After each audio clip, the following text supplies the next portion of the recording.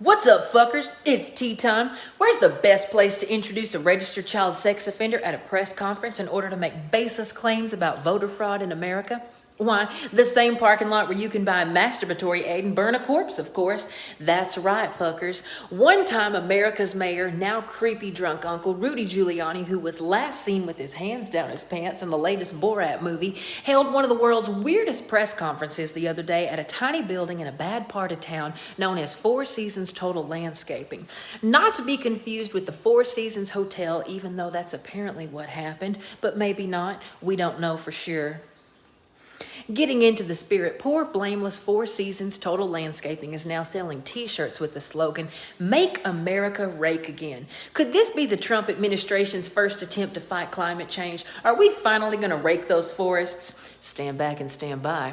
But back to the press conference where for some reason Rudy decided to introduce to the world child sex offender Darrell Brooks. He brought Brooks in to speak about voter fraud and corruption while they were defending Donald Trump, who just so happens to have 26 sexual assault allegations against him. Cringy. "Don't be ridiculous," Rudy spewed to the reporters. "Trump won't concede. Networks don't get to decide elections." Well, they sure fucking did in 2016 when this nightmare began, and GOP leaders are joining Trump's false claims of fraudulent voting. I'm sure it comes as no surprise that Trumpy wants a recount. But hey, if Trump wants to lose this election twice, I am down for double the fun.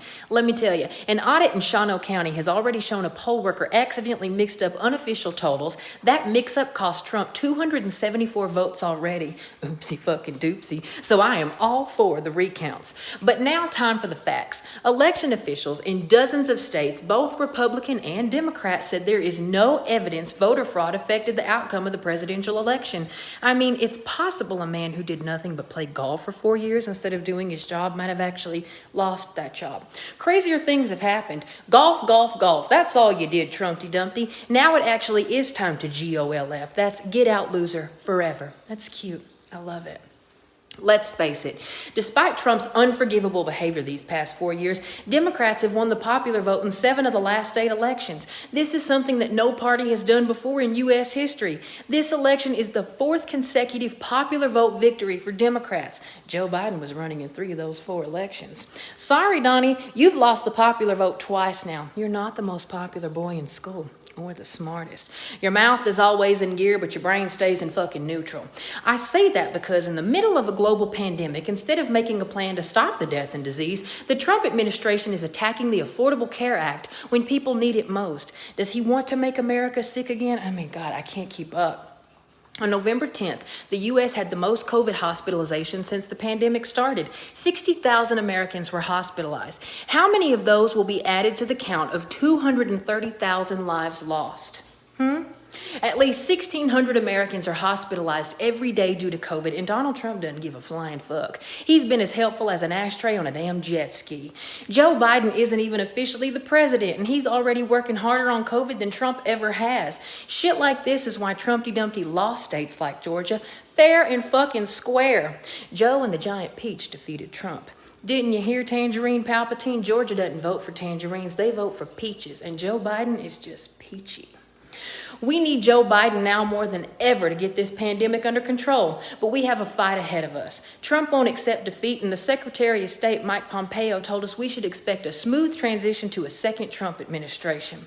Seems like the Confederacy is ready to go full-on dictatorship. I hope they all look good in striped pajamas. Now, I need you to really listen up, fuckers. Emily W. Murphy is the administrator of the General Services Administration, a Republican, of course, and a high priestess of the Karen Society. It is her job to formally recognize the president-elect so the transfer of power can begin, starting with making sure that the Biden team gets updated intelligence briefings every day, so we can be protected. But she is refusing to issue what's called a letter of ascertainment. She won't release the $6.6 million in federal funds budgeted for the effort. Maybe she's hoarding it so Trump can pay off his campaign debt. Or maybe she, like Trump, just doesn't give a shit about the country. Why don't we all give that bitch a call at 1-844-472-4111. That's 1-844-472-4111. Pull a Karen and ask to speak to the manager. do it. There may be no gay agenda, but there is a GOP agenda. Stay in power no matter what. The GOP doesn't care about America or Americans. Trump knew he would lose the election. President Ursula has had this plan to steal our voices all along. He told everyone not to vote by mail. He had his hand-selected Postmaster General, one of his biggest donors. Total coincidence. Fire or reassign top USPS managers' positions right before the election. He had our blue mailboxes kidnapped off the streets, ordered sorting machines be taken offline in strategic places in order to slow down delivery, then claimed ballots that arrived after the polls closed were illegal. And they're not. The only fraud here is the grand old party's grand old ploy. We have to get these corrupt con artists out of office. Georgia, your country needs you again. 2 Senate seats there are going to be decided, and if the Democrats win, Mitch the bitch is going to be on the back bench, y'all. Democrats will have the Senate majority, and we will finally get shit done. If you live in Georgia, you have until December 7th to register to vote. Early voting begins December 14th. Vote blue and flip the fucking Senate. We can do this. Gen Z, if you turn 18 by January 5th, 2021, you are eligible to vote in the runoff elections that will determine whether little Mitch bitch keeps control of the Senate. Now, if you aren't voting blue and you have any questions about election rules or dates, please follow the Twitter account of the political genius Eric Trump. He has all the deets. A couple of days ago, he tweeted at Minnesota to get out and vote a week after the election. So again, if you're voting red, listen to him. I want everybody to have a great fucking day unless you have been brainwashed by the god-awful old party.